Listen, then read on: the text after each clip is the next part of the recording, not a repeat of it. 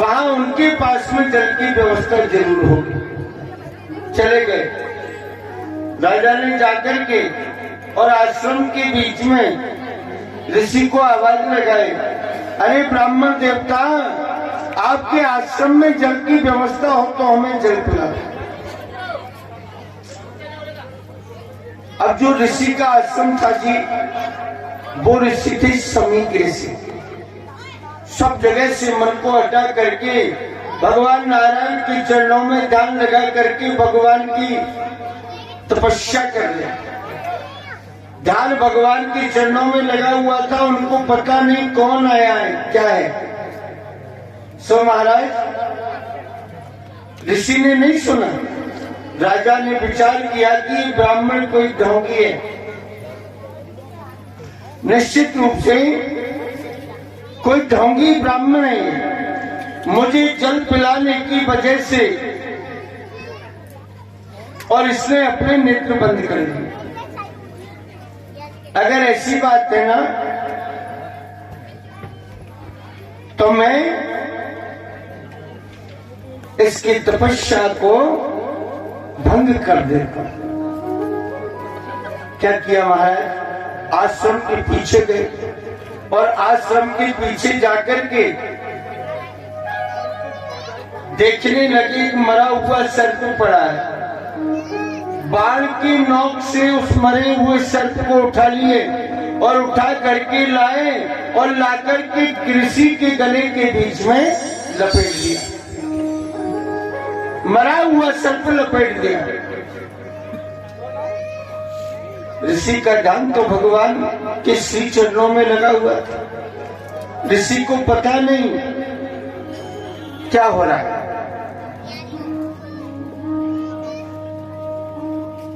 कुछ समय पश्चात गैया चराने वाले ग्वाल आए। ग्वालों ने आकर के देखा कि ऋषि के गले में मरा हुआ सर्प लपट रहा है। सो महाराज, ये ऋषि का एक पुत्र था जिसका नाम था संगी ऋषि। संगी जी के पास में गए ग्वाल और जाकर के कहा, संगी, तुम यहाँ वन के बीच में गैया चरा रहे हो, गौओं का पालन कर रहे हो। वहां जाकर के आश्रम में देखो, तुम्हारे पिता को गले के बीच में मरा हुआ सर्प लग रहा। संगी जी महाराज आए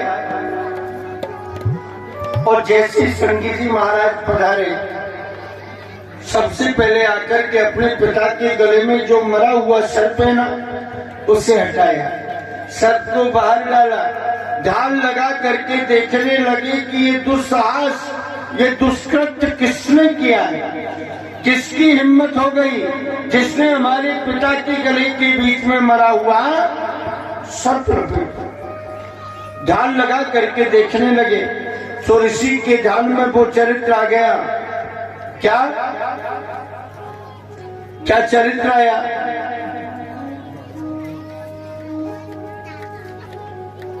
कि राजा परीक्षक, हमारे पिता संगी ऋषि, समीक ऋषि के गले में मरा हुआ सर्प लपेट करके चले गए। संगी ऋषि ने ये सब कुछ देखा, सरोवर में स्नान किए, सूर्य भगवान को अर्घ्य प्रदान किया और कमंडल में से जल ले लिया, जल लेकर के मंत्रों के द्वारा अभिमंत्रित किया, अभिमंत्रित करके और राजा को श्राप दे दिया, जा रे दुष्ट राजा। अरे राजाओं का कर्म होता था संत ब्राह्मणों की रक्षा करना, ऋषि मुनियों की रक्षा करना, पृथ्वी की रक्षा करना। आज राजाओं ने अपना कर्म छोड़ दिया और जो राजे महाराजे ब्राह्मणों का सम्मान किया करते थे, आज वही राजा ब्राह्मणों का अपमान करने के लिए लग गए। सो जाओ, तुमने मेरे पिता के गले के बीच में मरा हुआ सर्प लपेटा है, मैं तुम्हें श्राप देता हूँ। सर्प प्रजाति का जो राजा है, कौन? तक्षक। वो तक्षक जो सर्प जाति का राजा है, वो तक्षक आकर के आज के 7वें दिन तुम्हें डसरेगा और उससे तुम्हारी मृत्यु निश्चित है। ये श्राप दे दिया। अब तो राजा को इस बात का पता नहीं कि मेरे लिए ऋषियों का श्राप लगा। शमीक ऋषि को पता लगा, संगी को बुला करके कहा, रे पुत्र तूने ये क्या किया? अरे देव पुरुष समान राजा परीक्षक, वो तो देवताओं के तुल्य है, तूने ऐसे उच्च कोटि के राजा को, देव तुल्य राजा को, और तुमने श्राप दे दिया। पूज्य पिताजी, वो राजा ने कितना बड़ा अधर्म किया है। क्या अधर्म किया है? बोले जी तुम्हारे गले के बीच में मरा हुआ सर्प लपेट करके चला गया। ऋषि कहने के लिए लगे, जी कोई बात नहीं, अगर मरा हुआ सर्प लपेट करके चला गया, हो सकता है राजा की बुद्धि ने काम नहीं किया हो।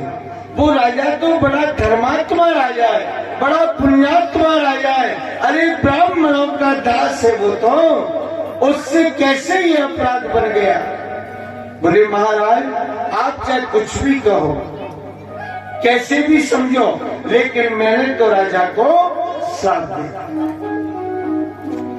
ना पुत्र, हम ब्राह्मण हैं और ब्राह्मणों को ऐसा नहीं होना चाहिए। ब्राह्मण को क्रोध नहीं करना चाहिए। अगर ब्राह्मण, पहली बात तो क्रोध करना ही नहीं चाहिए, और अगर क्रोध करे ना तो कैसा क्रोध होना चाहिए ब्राह्मण का? क्षणे रुष्टा क्षणे तुष्टा, रुष्टा तुष्टा क्षणे क्षण। यजमान ने कोई अपराध कर दिया, कोई अपमान कर दिया, तो महाराज रुष्ट हो गए।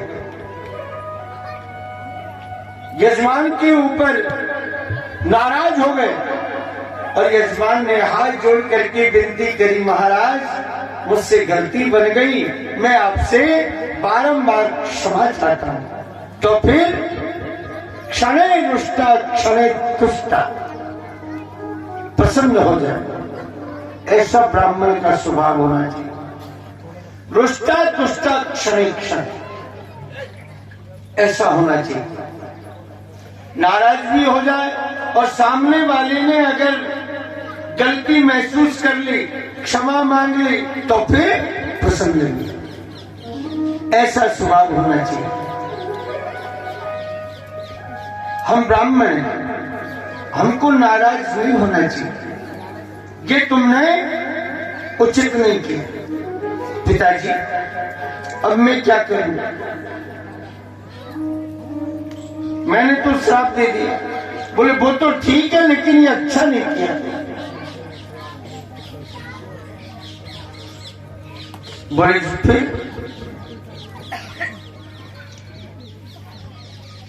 ऋषि ने एक सुंदर पत्रिका लिखी और पत्रिका के बीच में श्राप का पूरा वर्णन कर दिया, वर्णन लिख दिया, और अपने शिष्य को बुलाए। कौन से शिष्य थे? लोमस जी महाराज, लोमस ऋषि। लोमस जी महाराज को पत्रिका लिख करके दे दिए, ऋषिवर इस पत्रिका को लेकर के हस्तिनापुर में जाओ और राजा परीक्षित जी को दे करके आओ। लोमस जी महाराज गए। उधर लोमस जी महाराज ने जाकर के पत्रिका राजा के यहाँ पहुंचाई और राजा ने उधर जाकर के जैसे मुकुट उतार करके महलों के बीच में रखा, सिंहासन पर मुकुट रखा, सोई राजा को वो बात याद आ गई कि घर आकर भूपाल ने अज धर दियो मुकुट उतार, गौर करो वो बात को मैंने बदला डारी फार। बदला डारे फार मुनि की गले नागिल पिटायो, अरे लो मस भेजो दूत पत्रिका ले हतनापुर आयो। जैसे चले गए वहां जाकर के पत्रिका को पढ़े राजा ने। सोई महाराज पत्रिका में लिखा हुआ था, महाराज संगी ऋषि ने आपको श्राप दे दिया। संगी जी महाराज का आपको श्राप लग गया। राजा परीक्षित जी का हृदय प्रफुल्लित हो गया, प्रसन्न हो गए राजा। हे ब्राह्मण देवता, आपने मेरे ऊपर बहुत बड़ा अनुग्रह किया, बड़ी अच्छी कृपा करी है जो मुझे आपने श्राप दे दिया। ब्राह्मणों के दिए हुए श्राप को अंजलि बांध करके और अपनी अंजलि के बीच में ले लिया राजा ने। अंजलि के बीच में लेकर के और अपने मस्तक के ऊपर धारण कर लिया। कम से कम मुझे आपके इस श्राप के कारण प्रायश्चित करने का सौभाग्य तो प्राप्त होगा। उसी पत्रिका में लिखा हुआ था, क्या पत्रिका में लिखा हुआ था, अनशन नाम का व्रत होता है। राजा अनशन नाम का व्रत धारण करो। अगर अनशन नाम की व्रत को धारण करोगे निश्चित रूप से तुम्हारा उद्धार हो जाएगा। राजा ने विचार किया, जी ठीक है। लोमस जी महाराज को तो विदा किया। अब तो विचार किया कि 7 दिन बाद में तक्षक नाम का सर्पमुनि डसेगा। अब 7 दिन में कितना सा समय, 7 दिन तो शीघ्र आए। क्या करना चाहिए? जो नाशवान वस्तु है ना, उनका त्यागन कर देना चाहिए। कौन? ये राजपाट, महल, खजाने, धन दौलत, स्त्री, संतान, ये कोई साथ में जाने वाले नहीं है। ये सब स्वार्थी हैं और स्वार्थ के पीछे पीछे पीछे लगे रहते हैं। अकेला आया और अकेला ही मुझे जाना पड़ेगा।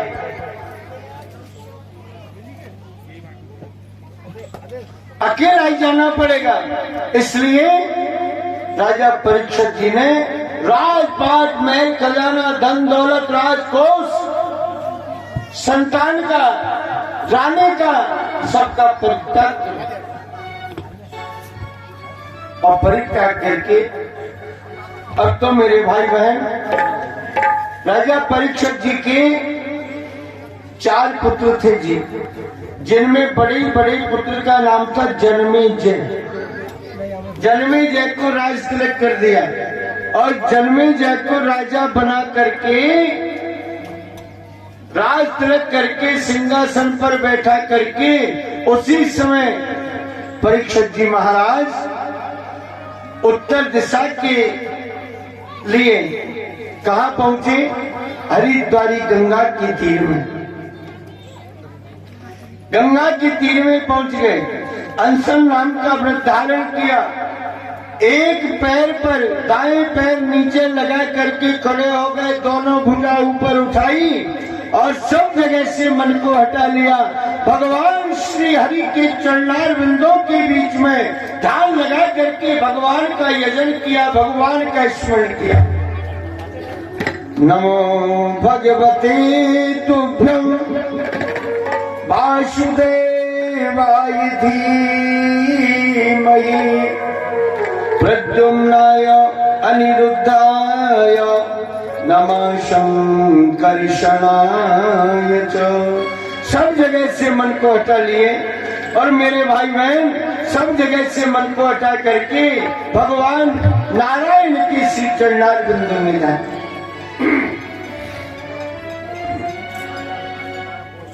अनशन नाम का व्रत, सब जगह से जो मन को हटा करके ठाकुर जी का स्मरण किया ना, समझ लीजिए उसी समय के बीच में उत्तर दिशा की ओर से चल करके और हरिद्वार के बीच में गंगा जी के तीर में जहाँ राजा परीक्षित भगवान का अनशन नाम का व्रत धारण करने के लिए लग रहे हैं। परीक्षित जी महाराज के सामने श्री सुखदेव जी महाराज आकर के प्रकट हो गए। बोलिए सुखदेव जी महाराज की जय हो।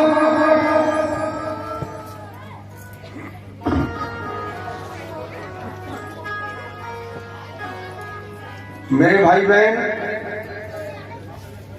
कितने ही लोगों की आदत होती है जयकार बोलेंगे तो एक हाथ उठाएंगे, है ना, राधे राधे करेंगे तो एक ही हाथ उठाएंगे, दूसरा हाथ टूटा हुआ है क्या?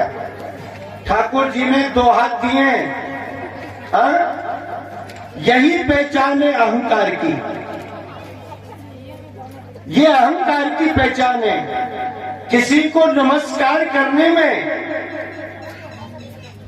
क्या तरीका है?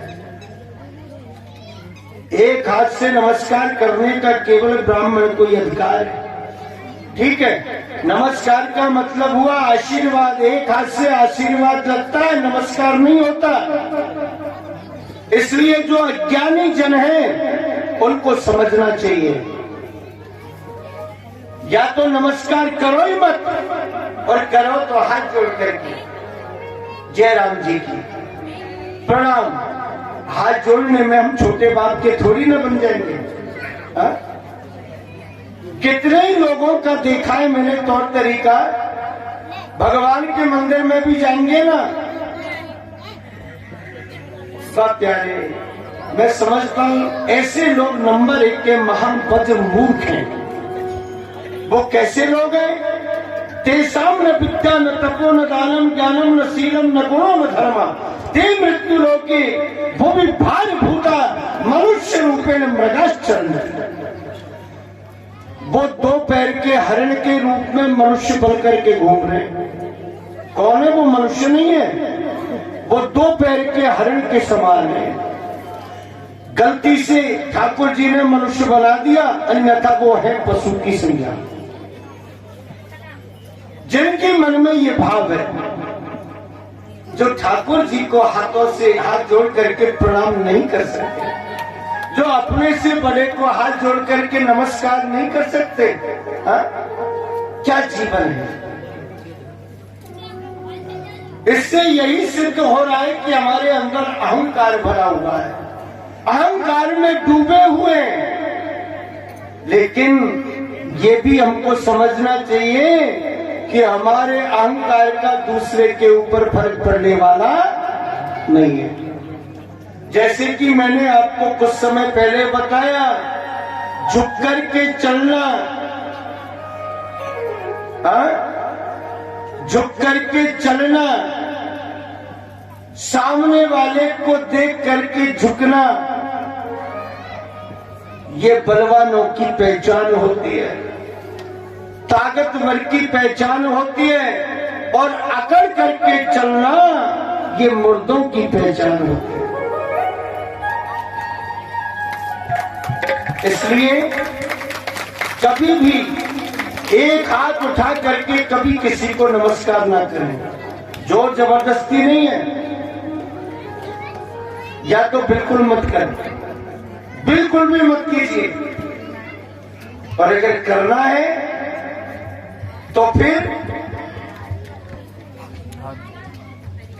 हाथ जोड़ ऐसे। मेरे भाई बहन, ठाकुर जी की कृपा, भगवान की माया सब जगह से मन को हटा करके परीक्षित जी महाराज ने अनशन नाम का जो व्रत किया, श्री सुखदेव जी महाराज